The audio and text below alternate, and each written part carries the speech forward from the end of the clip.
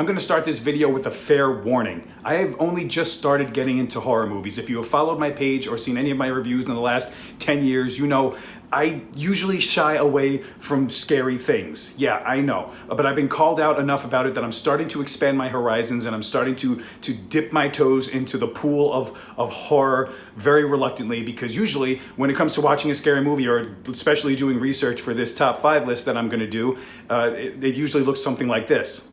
This is crazy, this is crazy.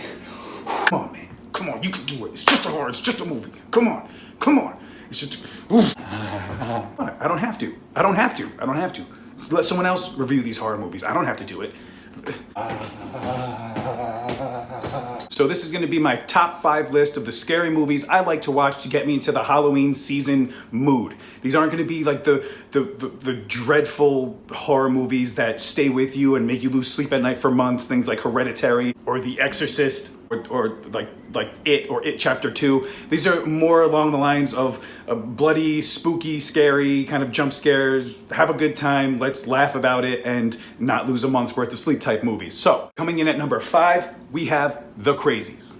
Based on a 1973 thriller of the same name, The Crazies is one of those rare remakes that I believe is better than the original.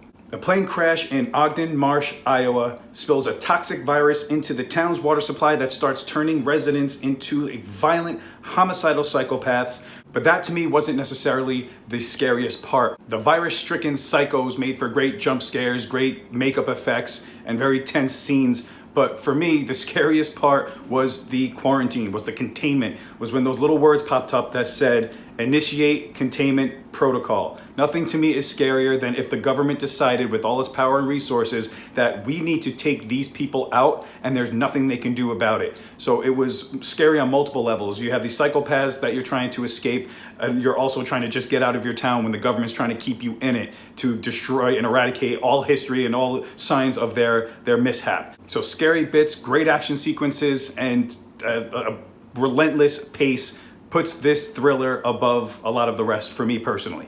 Coming in at number 4, we have the home invasion gone wrong thriller, Don't Breathe. Don't Breathe is a very appropriate title because I don't think I took a breath the entire runtime. I was literally holding, it was so suspenseful, and I was holding my breath, just looking around every corner, waiting for this psychopath to come and do what he had to do. The premise is this girl, Rocky, wants her and her sister to have a better life, so she agrees to rob this wealthy blind man with the help of her boyfriend, Money, weirdly enough, and her friend-zoned pal, Alex. But what they didn't realize was that the old blind man that they're trying to rob is Stephen freaking Lang. Yes, that's Stephen Lang, the most badass senior citizen alive today. So it's kind of an understatement to say they bit off more than they can chew, because not only is he quite capable of defending himself and his home, there's also a very sinister subplot happening in his basement that I will not get into and I will not spoil. But Don't Breathe was just the epitome of suspense, and I love watching this one for a good nail-biting thriller. Coming in at number 3 is It Follows. I'm kind of bending my rules when it comes to the dreadful horror movies that stay with you in favor of more lighter, fun horror movies. But this one has a good balance of both scaring the absolute ever-living daylight crap out of me and also being fun enough and kind of easier to watch type of horror movies. A simplified explanation as to what's haunting or hunting down these high school kids is basically an STD. It's a sexually transmitted demon.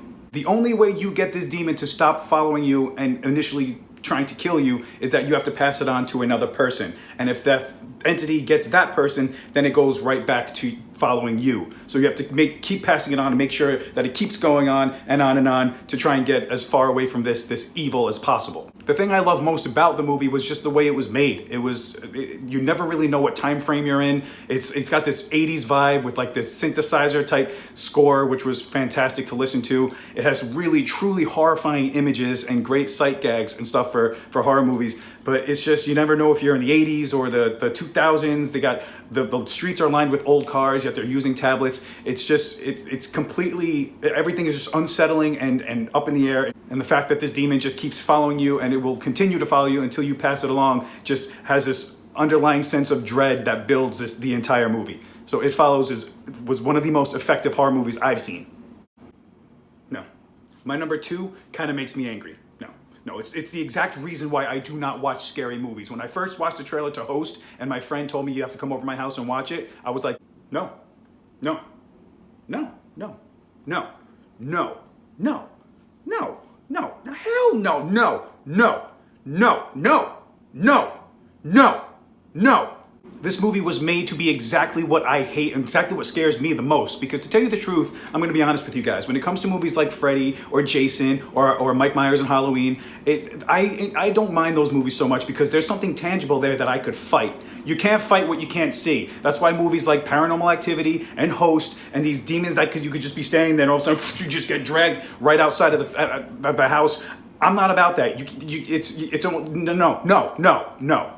I have no idea how director Rob Savage did it. He did so much with so little, and this is a quarantine-based horror movie. This is brand new. The movie's only an hour long, and it gave me nightmares. It is based, these girls are stuck in quarantine, and they're getting bored, so they decide to have a Zoom-type seance, and then obviously everything goes wrong for them. But the sight gags, the stuff that he used to make this demon come to life, it was astonishing to me. The picture that I showed in the beginning, this picture right here, it was me watching this movie. I had to look through my own, I didn't even see the last maybe 10 minutes of it because I was just, no. Coming in at number 1, this is the home stretch and I can finally leave all this horror garbage behind me. It's not only my personal favorite horror movie, but it's also one of the best movies of the 2010s is The Cabin in the Woods. This completely bonkers and insane wild ride is not only just a great installment in the horror genre, but it's also a send-up of it. It's also an homage to it. It has every cliche you could possibly think of when it comes to horror movies, and it rolls it all up into an insanity ball, and it just blows it to bits. Featuring such cliches as the jock, the nerd, the virgin, the slut, the slashers, the zombies, the haunted house, the don't go into the woods, the spells, the puppet masters. It's just, it has everything you could possibly want from a horror movie while being funny, while being thrilling, while being genuinely scary, disturbing, bloody, outrageous, and just something like you've really never seen before. Now I know The Cabin in the Woods wasn't the scariest movie on this list, but it is my favorite horror movie to watch when I want to get into a fun Halloween mood. Now I know I'm going to get some backlash for this list, but I'm telling you right now, I understand. I am an L7 weenie when it comes to horror movies and the horror genre. I've got called out enough on my page for not reviewing horror movies that I'm starting to slowly get into them. So please feel free to drop in the comments below what you think I missed on the list, or your favorite horror movies, or all that kind of stuff, and some recommendations maybe for me. But I'm telling you right now, there's a lot that I'm not going to get to because I know I'm a puss. I'm a puss magus when it comes to this stuff. But I do have respect for the genre. I have respect for the genre fans, and I understand that it's a staple in cinema. So please, if you liked my list, give it a thumbs up. Feel free to hit the subscribe button for future lists and future movie reviews, and maybe, who knows, one day I might get a little bit of thicker skin to review some of the more hardcore stuff. But I don't see that happening.